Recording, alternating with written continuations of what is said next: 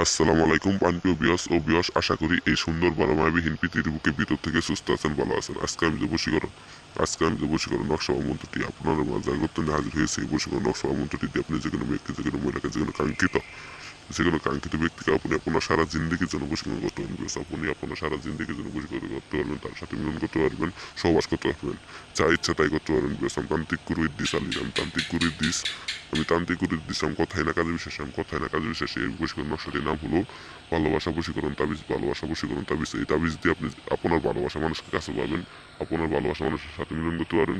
আমি তান্ত্রিক গুরু ইদ্দিস আলী, আমি তান্ত্রিক গুরু ইদ্দিস আমি কথাই না কাজে বিশ্বাসী। আপনি একটা মেয়েকে পছন্দ করেন, একটা মেয়ের পিছিয়ে ঘুরতেছেন, আপনি তার মায়া আটকা বসছেন, কিন্তু কোনো বেগেই তার মায়া থেকে বাইরে হতে পারতেছেন না। আপনার ওই মেয়েটিকে লাগবে, আপনি সেই কাঙ্ক্ষিত ব্যক্তিকে অনেক ভালোবাসেন, কিন্তু কোনো প্রকারে বোঝাইতে পারতেছেন না, সে কোনো বেগে রাজি হইতেছে না। আপনি এই নকশাটি দ্বারা কাজ করে দেখুন, 100% গ্যারেন্টি কাজের ফল পাবেন। আমি আর কথা না বাড়িয়ে আপনি এই নকশার নিয়মটি সবকিছু বলে দিতে আছি, আপনার মনোযোগ দ্বারাই শুনে নেন।